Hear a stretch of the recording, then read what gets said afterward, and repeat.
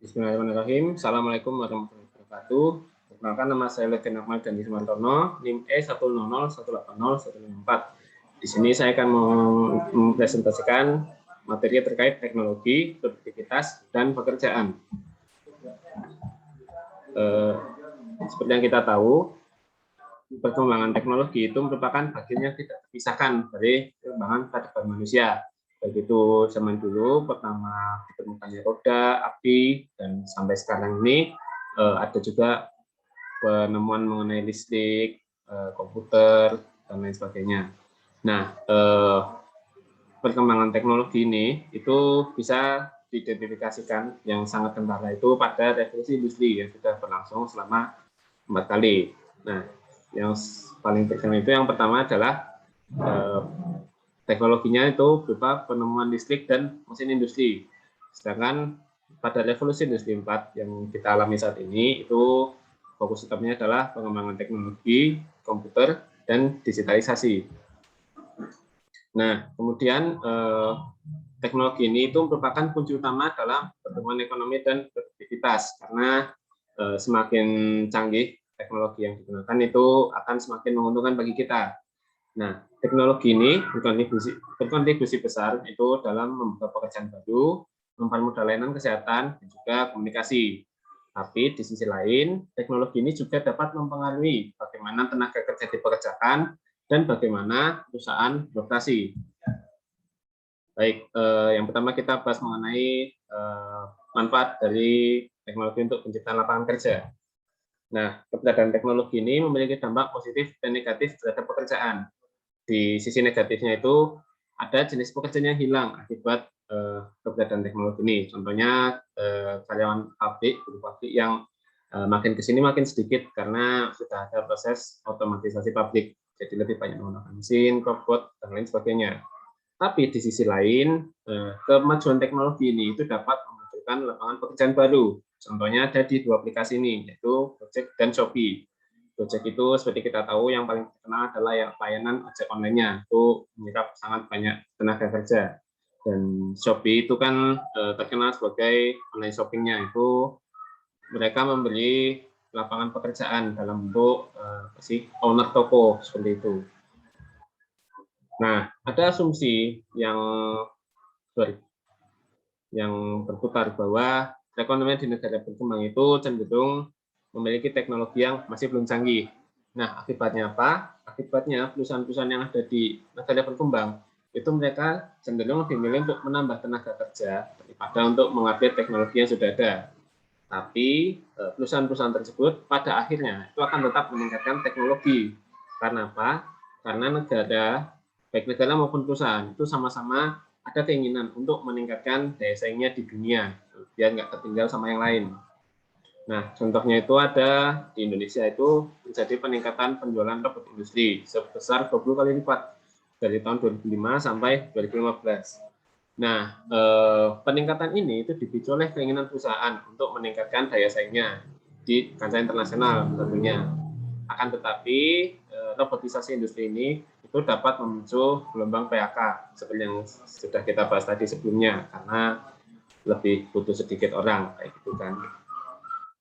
Nah, perkembangan teknologi ini nggak cuma di sektor swasta, tapi juga di sektor pemerintahan. Salah satu bentuknya adalah mulai munculnya pelayanan masyarakat secara online, seperti contohnya pembayaran pajak kendaraan bermotor, pelayanan di Dukcapil, dan lain sebagainya. Nah, adanya perkembangan teknologi di sektor ini itu diharapkan dapat meningkatkan efisiensi pelayanan masyarakat, supaya masyarakat nggak perlu ke kantor nanti berjam-jam. Meskipun masih perlu banyak aspek yang harus diperbaiki, karena kita tahu aplikasi kayak gitu kan kadang suka banyak errornya atau kayak gimana gitu kan ya. Jadi masih banyak yang harus diperbaiki. Nah, ada nggak sih ancaman buat pekerjaan ini terkait perkembangan teknologi? Nah, kemunculan teknologi ini itu nantinya dapat menyingkirkan pekerjaan yang sifatnya repetitif atau berulang, sederhana, dan mendasar. Nah, resiko jenis pekerjaan ini tuh nggak cuma di pekerja kelas dulu atau misalnya tenaga kasar kayak itu dulu, tapi juga di pekerja kerah putih atau misalnya orang kantoran kayak gitu ya.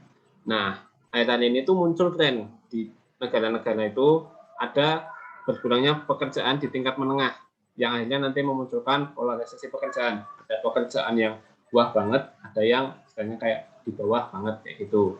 Nah, di negara maju sama berkembang itu penurunannya beda, yang di pekerjaan menengah itu tadi. Nah, untuk trennya bisa dilihat di grafik yang ada di sebelah kanan. Kalau mau di-post silakan.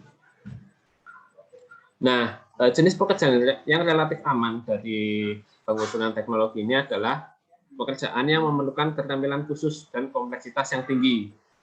Dan pekerjaan menengah yang ada itu harus ditunjang oleh keterampilan vokasional. Contohnya kayak operator alat kayak gitu. Dan untuk kompleksitas yang tinggi itu contohnya misal analis atau mungkin dan lain sebagainya. Nah, untuk bisa keep up sama perkembangan teknologi, pekerja di masa depan itu perlu meningkatkan keterampilan dalam pengoperasian mesin dan digitalisasi biar nggak tergerus oleh teknologi. Nah, International Labour Organization atau ILO pada tahun 2016 itu mengadakan studi yang hasilnya adalah 60% pekerjaan di bidang elektronik, otomotif, tekstil, dan pakaian jadi itu terancam punah akibat otomatisasi. Sedangkan di sektor retail itu persentasenya lebih besar, mencapai 85%. Nah, sedangkan di Indonesia itu ada 56% pekerjaan yang memiliki risiko terdampak oleh otomatisasi itu tadi. Terus ada studi lain dari Fleet dan Osborne itu ada 47% pekerjaan di Amerika Serikat yang berisiko punah akibat otomatisasi. Sedangkan McKinsey itu memperoleh hasil bahwa ada 45% tugas pekerja yang punah akibat otomatisasi ini. Tapi di sisi lain, Ernst TKK dan kawan-kawan itu mendapatkan bahwa hanya 9% pekerjaan yang berpotensi hilang di negara-negara anggota OECD. Jadi hanya kembali ke kondisi negara masing-masing seperti apa. Seperti itu. Nah, kemudian kita memandang ke depan kaitannya dengan teknologi dan perusahaan. Nah, ILO itu tahun 2015 itu mengadakan survei di ASEAN. Nah, ini kita sampaikan di Indonesia dulu. Tujuannya itu untuk memahami kemajuan industri dan persepsi swasta dalam teknologi, pembangunan industri, serta integrasi sosial dan pekerjaan. Nah, ada 732 perusahaan yang disurvei. Itu dibagi berdasarkan jenisnya, ada jasa dan manufaktur, skala usahanya, dan juga tahun berdirinya. Teman-teman bisa lihat persentasenya. Kalau mau di-post silahkan. Nah, hasil temuannya yang pertama adalah lebih banyak perusahaan manufaktur yang mengoptimalkan teknologi jika dibandingkan dengan perusahaan di sektor jasa. Nah, pengoptimalan perkembangan teknologi ini itu meliputi perlindungan data, meningkatkan kecanggihan teknologi, investasi di penelitian dan pengembangan, serta melindungi hak kekayaan intelektual atau HAKI. Nah, untuk lebih detailnya bisa dilihat di grafik berikut ini. Kalau mau dilihat, silakan di-pause. Nah, hambatan utama yang dialami perusahaan dalam perkembangan teknologi itu adalah besarnya modal awal dan kurangnya angkatan kerja terampil. Nah, selain dua ini ada juga hambatan lain, signifikansinya nggak seberapa, tapi cukup menghambat juga.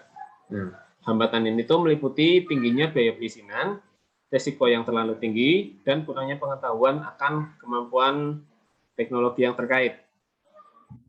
Terus persentasenya bisa dilihat secara detail di grafik ini. Kalau mau dilihat silakan di-post. Terus ada 60% perusahaan yang percaya bahwa keuntungan, produktivitas, dan penjualan dalam negeri, langit, dan tenaga kerja ahli akan meningkat hingga 2025 akibat perkembangan teknologi itu tadi.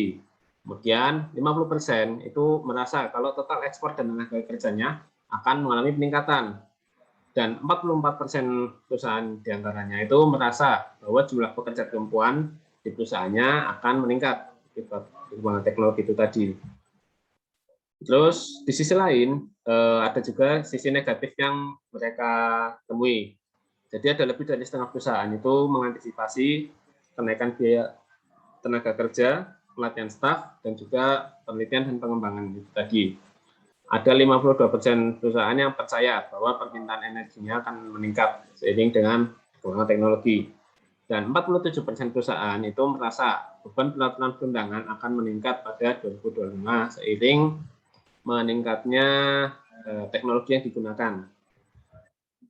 Nah, ketika ditanya mengenai integrasi ekonomi di ASEAN, atau kita kenal dengan MEA, Masyarakat Ekonomi ASEAN, itu setengah dari seluruh perusahaan itu percaya akan ada kenaikan keuntungan, produktivitas, dan jumlah pekerja terampil. Nah, 43% perusahaan itu merasa total ekspor dan penjualan domestik akan mengalami peningkatan. Sedangkan sepertiga perusahaan tersebut itu merasa jumlah pekerja perempuan di perusahaannya akan meningkat.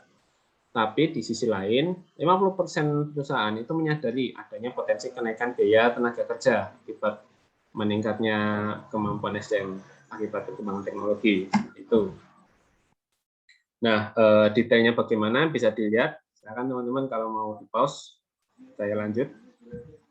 Nah, kemudian kita menuju ekonomi yang didorong teknologi. Nah, Indonesia itu gimana sih di persaingan global? Nah, pada tahun 2017, Indonesia itu berada pada peringkat ke-36 indeks daya saing global, jadi dunia ya. Nah, rinciannya kayak gimana? Nah, Indonesia ini punya peringkat yang bagus pada aspek besaran pasar dan lingkungan makroekonomi. Tapi di sisi lain, kesiapan dan ketersediaan teknologinya itu berada pada peringkat yang cukup buruk. Bahkan kesiapan teknologinya itu berada pada peringkat 80. Jadi masih sangat rendah. Nah, setiap 100 orang di Indonesia pada tahun 2017, itu 2016 maksudnya, itu hanya punya satu koneksi broadband, dan harusnya sekarang sudah meningkat karena seiring perkembangan teknologi. Nah, pada tahun 2016, 51,8% penduduk Indonesia itu sudah menggunakan internet, itu secara umum. Nah, sedangkan khusus di Pulau Jawa itu sudah mencapai 65%. Karena memang ya kita tahulah Jawa itu lebih maju dibanding bagian lain di Indonesia ya. Nah, karena ketimpangan itu tadi, infrastruktur di luar Pulau Jawa kan tertinggal tuh. Tapi ketertinggalan khususnya di bidang komunikasi ini tertolong oleh penggunaan telepon seluler. Karena kan secara teknologi lebih mudah dikembangkan ya. Terus karena penggunaan telepon seluler ini sudah meningkat, Indonesia itu bisa menjadi negara dengan pertumbuhan penggunaan media sosial tercepat ketiga di dunia. Didorong juga oleh penduduk kita yang sangat besar, keempat di dunia. Seperti itu. Terus salah satu sektor yang menginisiasi integrasi teknologi dengan industri itu adalah sektor keuangan. Akhirnya muncul istilah fintech. Nah, fintech ini tuh secara gampangnya itu bisa diartikan sebagai jasa keuangan yang berbasis teknologi.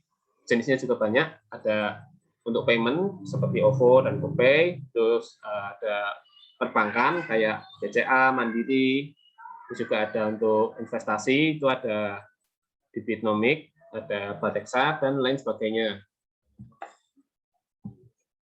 Terus otomatisasi itu bukan satu-satunya faktor yang memperlambat pertumbuhan sektor manufaktur di negara berkembang.